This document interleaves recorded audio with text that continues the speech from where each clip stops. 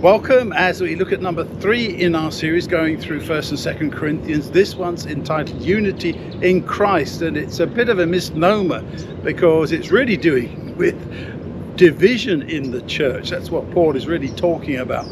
And I suppose you can say, yeah, well, unity in Christ is the opposite of division and so on. But it's almost, to me, seeming that they're trying to shoehorn the whole idea of unity into what we're looking at. But let's look at 1 Corinthians chapter 1 and what Paul says there. He's talking in verse 11. I've been told things about you, my brothers and sisters, by some of Chloe's people, that you're quarreling among yourselves. We're not even today any strangers to disputes within the church and people having arguments. As a pastor, I often felt my role was to try and hold things together because people would be fighting, not physically usually, but they were having some antagonism and having quarrels, arguments. Let me explain, he says. Let me explain what I mean. You're all making different claims. Just that word, claims. I follow Paul, or I follow Apollos, or I follow Peter, or I follow Christ. Is Christ divided? And that's the real question for us today, isn't it? Is Christ divided? Yes, you might not always agree with somebody else and their theology or their practice or whatever it might be. It might be even an issue of who sits where in church. I remember big arguments about that in one of my churches. Pastor, somebody's sitting in my seat. Go and tell them to move. And you go, really? Is that what we're down to? Can't we have some Christian spirit of generosity and love and kindness? No, that's my seat. I've sat in that seat for X many years. I claim that seat, and so on. And you have to try and help people to say, well, what are we really saying by that? What are we really meaning by that? Are we trying to be exclusionary and so on? Paul goes on. Is Christ divided? Did Paul die on the cross for you? Was it in the name of Paul that you were baptized? Or Apollos? Or Peter?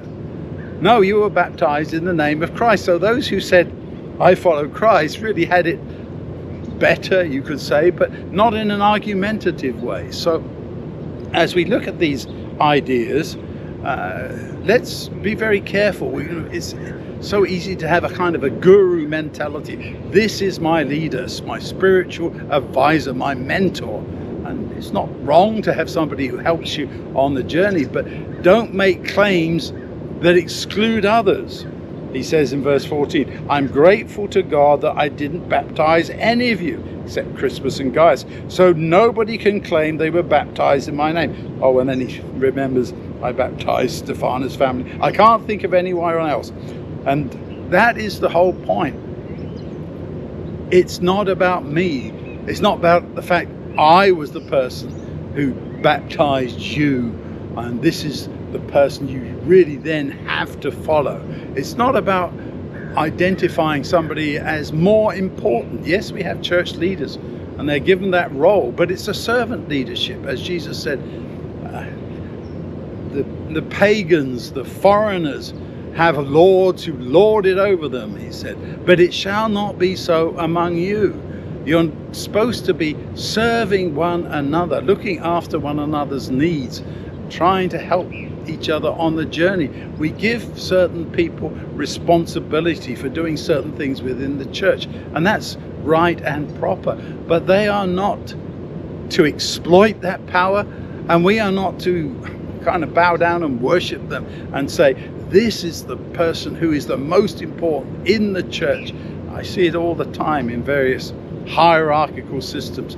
Do we have a hierarchy? Well, kind of. So we need to be very careful that we don't try and push that so that that person sometimes has adulation and is praised to an extreme that they start feeling puffed up themselves. Remember what Paul says there in 1 Corinthians 13. It's love isn't puffed up. It's not inflated. It doesn't think of itself.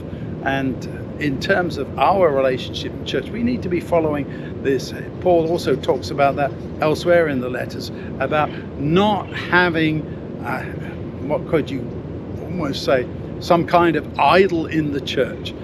We talk about pop stars being idols and film stars being idols and so on. No, it's about following Jesus and his way, because that is the way of salvation. And he is the one who we should be, if you want, adoring and worshipping, and the one who we follow, because he is the one who saves us, not any human agent, however gifted they are, however eloquent they are.